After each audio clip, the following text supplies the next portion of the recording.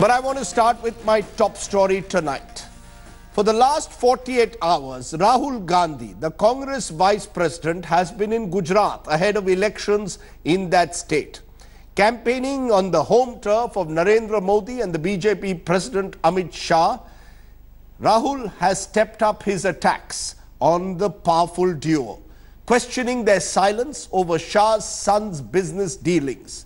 The BJP has hit back by fielding its top guns, including Shah and Smriti Irani in Amethi, the Gandhi family bastion. They are accusing the Congress of failing to bring any development to Amethi. It's clear then that the road to Gujarat for now is leading through Amethi. It's our top story tonight. अच्छा भैया विकास के बारे में बताओ, विकास को क्या हो गया गुजरात में? नहीं सुनाई नहीं दिया, नहीं सुनाई नहीं दिया। विकास, Congress.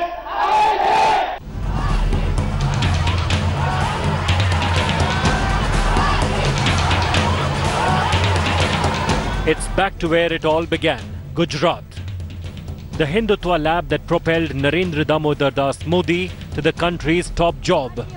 The state will choose its next chief minister later this year. Its first election in 16 years without Modi at helm in Gandhinagar. And the discourse this time so far is about Vikas, which Rahul says is missing. If nothing else, the Congress leader has hit a few raw nerves. It is a jibe the BJP can't let go lying down. Isn't Modi the Vikas Purush after all? Rahul बाबा, आप हिसाब दीजिए, आपकी परनानी, परनाना, आपकी नानी, आपके पिताजी, आपकी माताजी, ये सारे लोग सत्ता में रहे, ये सब अब मोदी जी को क्यों करना पड़ रहा है? जो आज देश भर में घूमकर विकास पर भाषण देते हैं, लेकिन अपने ही लोकसभा क्षेत्र में विकास नहीं कर पाते। The words were spoken in Uttar Pradesh, but the target is loud and clear. Rahul Gandhi, the dynast who presided over Amethi and brought no development to the VIP constituency. The battle for Gujarat is being fought from the Gandhi pocket borough. If Vikas is what Rahul is looking for, show us where we can see it in Amethi. There is another reason why the BJP unleashed its Trimurti in Amethi. BJP President Amit Shah's son's business dealings are under the lens, and the timing is more than just inconvenient. Modi ji प्रधानमंत्री बनने से पहले कहते थे, मैं प्रधानमंत्री नहीं बनना चाहता हूं, मैं देश का चौकीदार बनना चाहता हूं। चौकीदार के सामने चोरी हुई है, चौकीदार के सामने चोरी हुई है, तो चौकीदार चुप क्यों है? चौकीदार के मुंह से एक शब्द क्यों नहीं निकल रहा है? Amit Shah so far has maintained silence over his controversy surrounding his son's business venture. In the coming days, the Rahul Gandhi versus Amit Shah battle is bound to get uglier. Vikas might be the talking point today, but it could be Vadra tomorrow. Crony capitalism is one thing that BJP and Congress cannot plead innocence to. The battle for Gujarat has only begun. What you are seeing is just a preview. With Anindo Banerjee in Amethi and Mayuresh Ganpati in Vadodara, Bureau Report, India Today. The Rahul versus Amit Shah war is getting uglier day by day. Let's bring you some of the highlights from this war of words between the Congress Vice President and the BJP's top leaders that is now dominating the political narrative.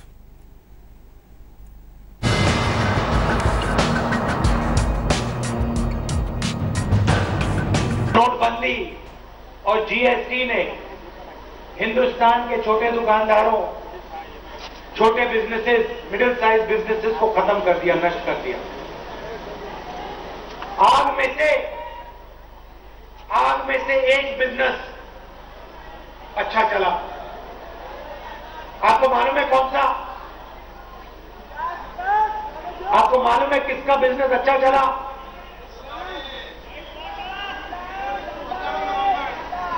Amit Shah के पुत्र का business, उसके बारे में थोड़ा बताना चाहता हूं आपको। शुरुआत हुई 7-8 साल पहले, बैंक में 50,000 रुपए थे। 2014 में मोदी जी की सरकार आती है और जादू से महीनों में अमित शाह जी के बेटे की कंपनी 50,000 रुपए को 80 करोड़ रुपए बना देती है महीनों में। मित्रों, आज इस अमेठी की धरती पर से मैं कांग्रेस के शहजादे श्री राहुल गांधी को भी पूछना चाहता हूं, 3 पीढ़ियों तक आपको अमेठी की जनता को ने वोट दिया, आप हमारे 3 साल के हिसाब मांगते हो राहुल बाबा? मोदी जी ने 3 साल में क्या किया? ये अमेठी की जनता 3 पीढ़ी का हिसाब मांगती है आपसे कि 3 पीढ़ी तक आपने क्या किया।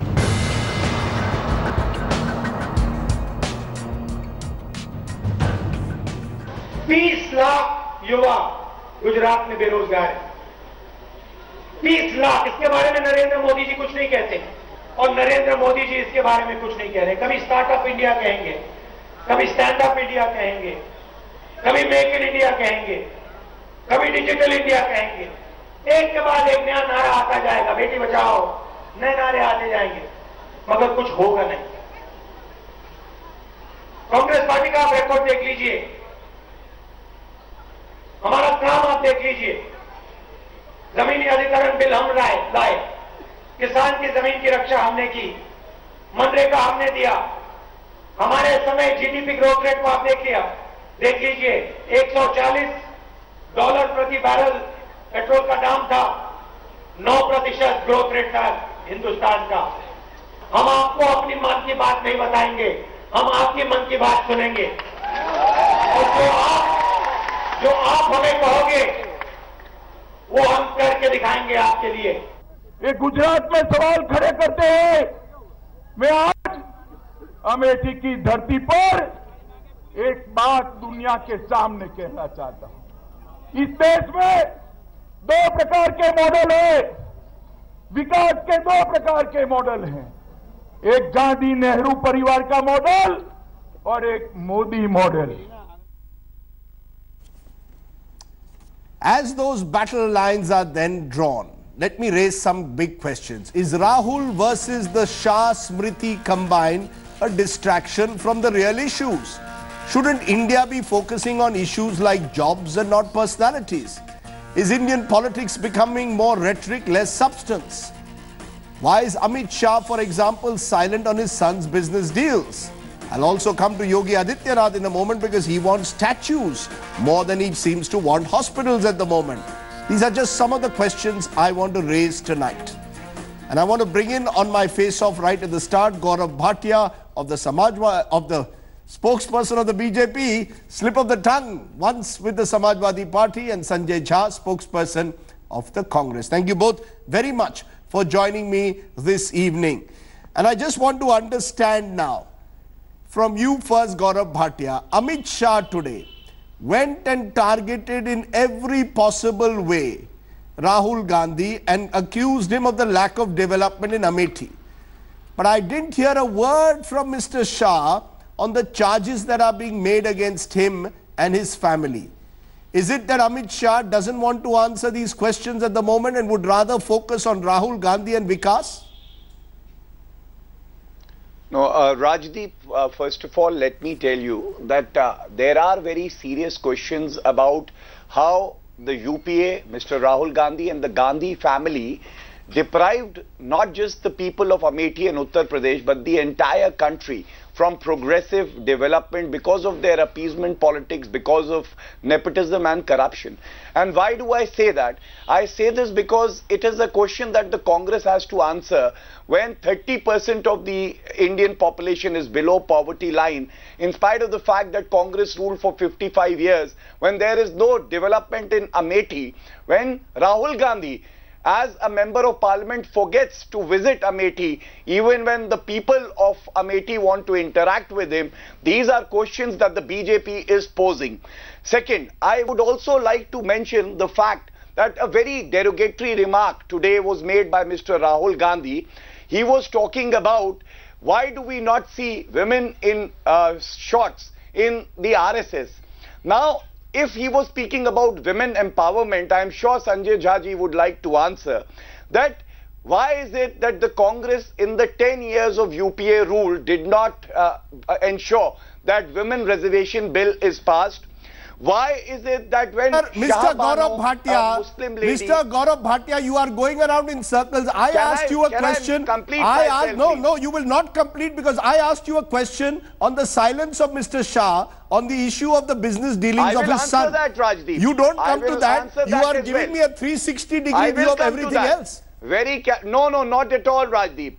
I just wanted to raise the issue of a derogatory remark made by Rahul. But let me answer your question first. What is derogatory? You were speaking about what was derogatory about what Rahul Gandhi said? Rahul Gandhi wants to know why is it that the RSS has a problem with women in shorts? What is derogatory. There is nothing derogatory in what Rahul Gandhi said. He's asking you a question. No, I will tell you. Okay, let me answer both your questions now.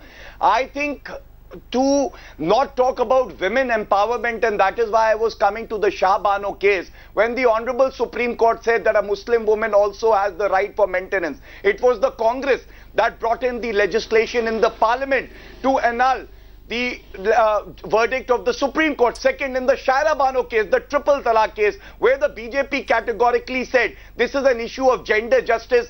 Did you hear Mr. Rahul Gandhi speak about the equality for women? He was silent, and that is why today when he spoke about this, I say it would have been better had he spoken about how to empower women, and we would have shown how the BJP government and Mr. Narendra Modi through various schemes have ensured that women are empowered in India. Second, about the silence of Mr. Amit Shah, let me tell you, Rajdeep ji, that Mr. Amit Shah, as a prudent citizen, like everybody else, is not speaking because we have filed proceedings in the court, a civil defamation as well as a criminal defamation against the persons and the website also. Now, when a matter is sub judice, it is a known principle that you're not supposed to speak about it. So it was filed.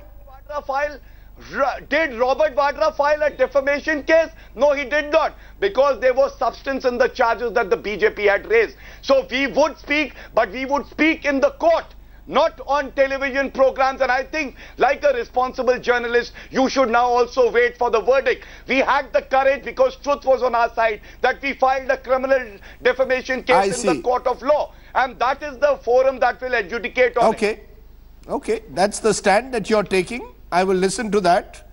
I still have my reservations, and I still have... you got to respect that as I still have the right. Don't intimidate me. You cannot intimidate me, Mr. Bhatia. I will never be the one to intimidate so please don't say... Because freedom of press is one right that we value. I hope so. The press is the fourth pillar of democracy. I hope so. The BJP will never intimidate the media. That's why you have a criminal defamation case filed in this case. But let me turn to Smriti Irani for a moment. No, Rajdeep, please, let's understand. If you value your reputation and somebody makes allegations, I think it is the right of every citizen, and it is also the right of Mr. Jai Shah, because he values his reputation, that he can move the court of law. Now, you can't say he's wrong as a law-abiding citizen to move the court of law to ensure that persons who have leveled vague and baseless allegations are punished. That's what a law-abiding citizen would do. Okay, let's hear what Smriti Irani had to say, and then we'll try and get back Sanjay Jha to get the Congress perspective. Smriti Irani was in Amethi. Remember, she is the one who in a sense has now become the person who is leading the charge against Rahul Gandhi in Amethi. Listening to Smriti Irani. Ma'am, quite a rally, massive crowd in the home turf of Rahul Gandhi. What's the sense you're getting? Is this the home turf where you have a massive mass outpouring? to welcome the national president of the Bharatiya Janata Party. Is this the home turf where out of 5 assembly seats, the Congress does not win a single one? In fact, BJP wins 4 seats.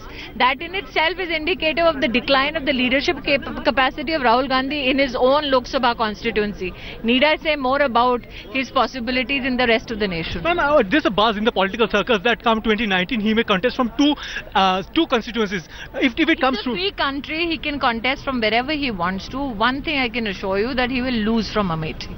That's an assurance. But ma'am, another thing that the 21 welfare projects are a small thing, and also there are completions. It's not that you're announcing it. What does that say about this VVIP constituency? I think the very fact that in the VVIP constituency your collector's office is being made for the first time by the Bharatiya Janata Party in itself is indicative of the inefficacy and inefficiency of the Congress leadership.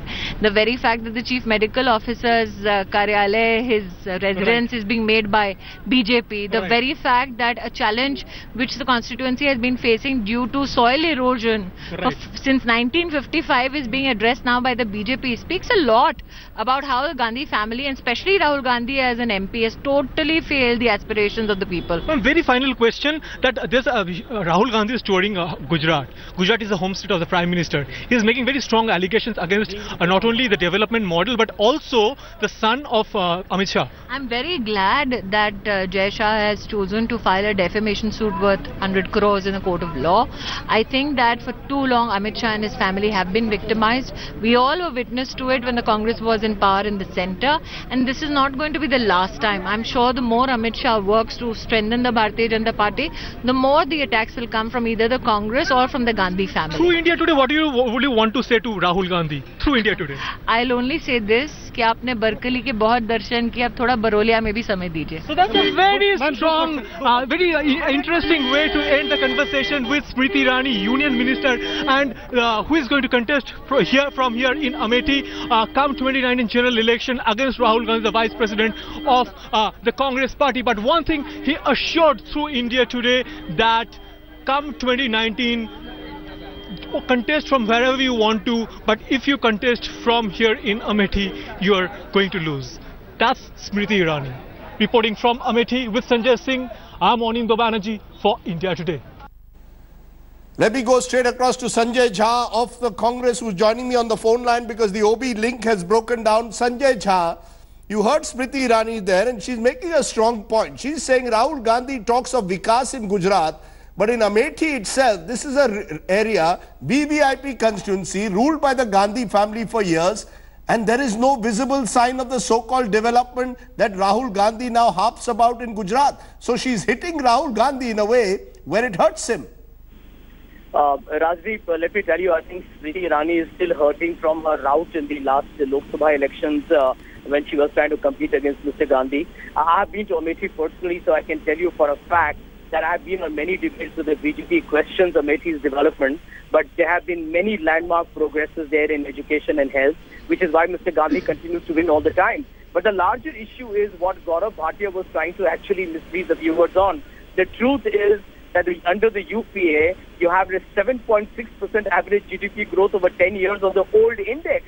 Despite the Great Recession, despite high oil prices, despite running a coalition government in India, this government, the truth is actually blown away the oil bonanza. So end of day, today when they are trying to attack Mr. Gandhi, they are trying to derail from the bigger issue of corruption within the BJP, the high level of joblessness in the economy, and a very derailing future of the economy. One more point, I think the fact that Mr. Gandhi has now really turned on the heat on both Mr. Modi and Amit Shah, I think has got the BJP totally rattled. You are not answering my question about development in Amethi. I mean, let's be very clear. The fact is, on most indices today, Amethi is well behind, not even just the rest of the country, but even Uttar Pradesh. Now, Rahul Gandhi and his family have ruled Amethi for years. Now, they can't run away from that. Mr. Sanjay Jha, just as the BJP cannot remain in denial over certain issues that they are avoiding, you cannot avoid the issue of Amethi.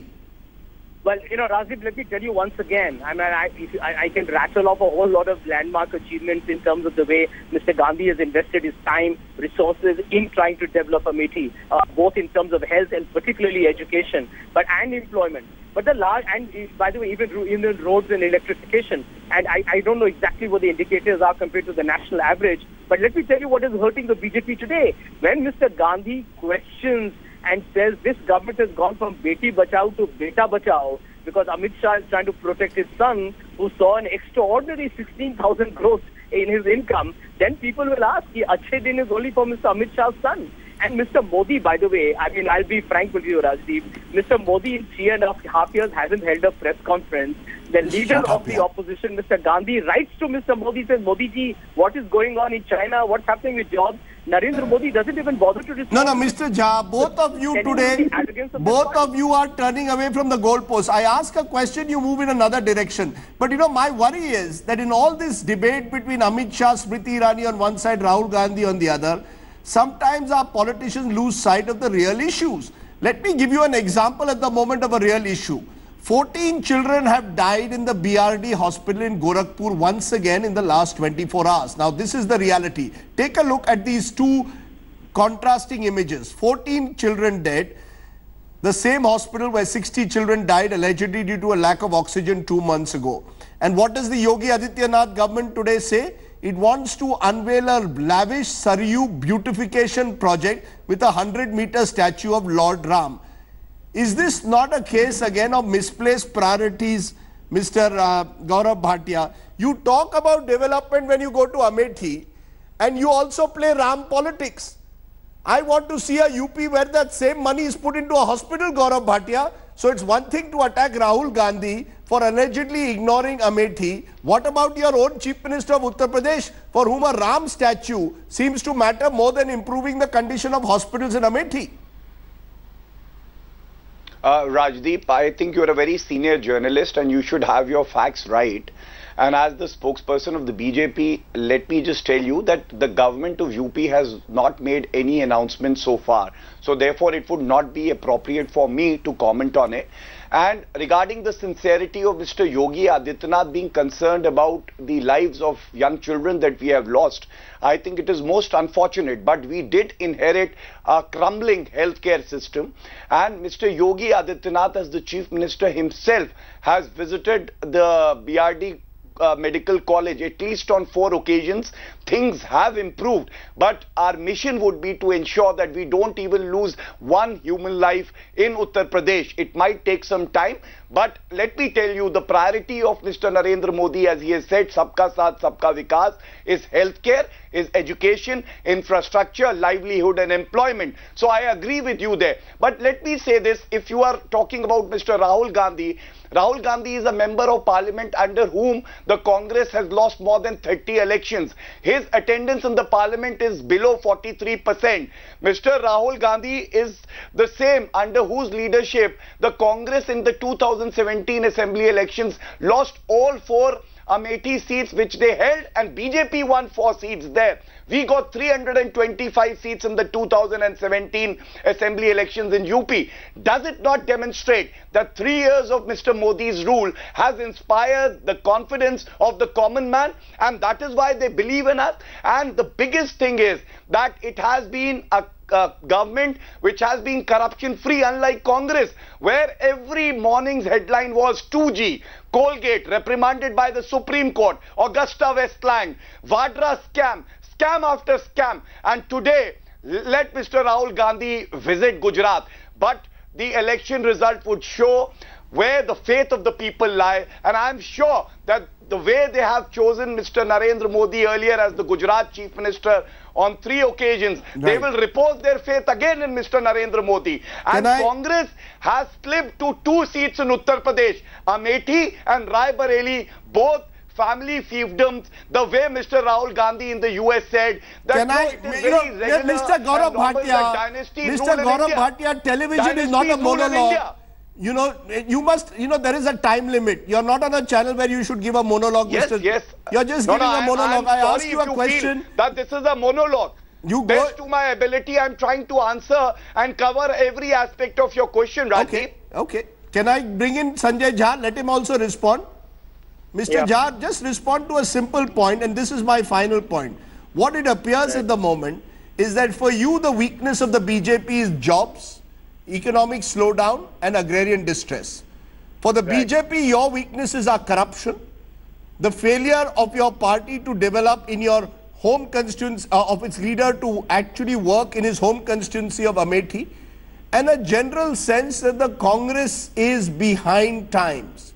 I'm giving you a final quick response to that. What is the issue that the Congress, do you concede that the Congress at the moment is constantly also unable to address the key weak points of your leadership? Rajdeep, very quickly, first on corruption. You know, the truth is there is so much corruption in the BJP, from Vyapam, the PDS scam in Chhattisgarh, the Birla Sahara bribery papers on Narendra Modi himself, and right now Amit Shah's son, Anar Patel's son. There's huge corruption. But the BJP has used all its political might to silence mainstream media from exposing it.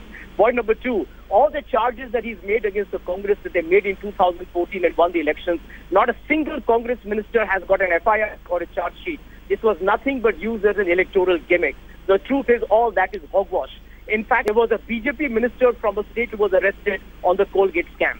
The third point, where is the Lokpal? Where is the RTI passed by the Congress government? Anti-corruption, and totally pro-transparency. This government has diluted RTI and has not even implemented the Lokpal despite the Supreme Court. Okay, Mr. Jha, this government is a fraud on corruption. Yeah, Mr. Jha, you made your point.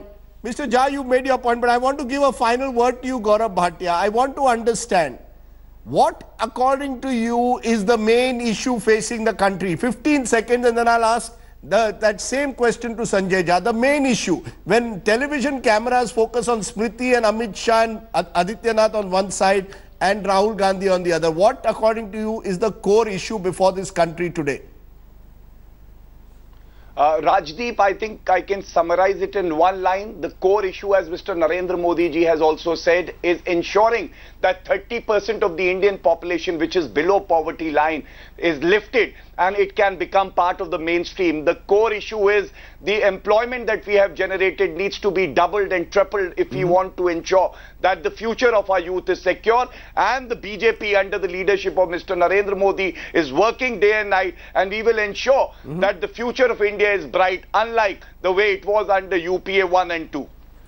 Your 15 seconds, Sanjay Jha, the core issue as we head once again into an election season in Gujarat and beyond. Simple point, Gaurav Bhatia doesn't even know his facts and figures. The people below the poverty line, which they inherited from the UPA, was 22%. If they have increased it to 30%, shame on BJP. Okay, if that makes you feel better, so be it. After 55 years of rule, you take pride in that, we don't. Please don't take away my time. Jara chup bhi to raho yaar, dusron ko bhi suno. The second point, Rajdeep, is very straightforward. Gujarat needs development with equity. India needs growth with equity. This is a government that has actually skewed India's development in favor of not the middle class, not the poor, but only to the select rich, not even to business, not even to industry, but a very few select crony Mr. Jha, the most are gaining. That's all. Okay, you made your point. You believe this government is helping only the crony capitalists, and according to Gaurav Bhatia, the key issue before the country is how to lift people out of poverty. Gaurav Bhatia, appreciate your joining us. Sorry if I sounded a little rude to you a little earlier. My apologies for that. Deep, I welcome, and we truly value the freedom of media. My apologies for that.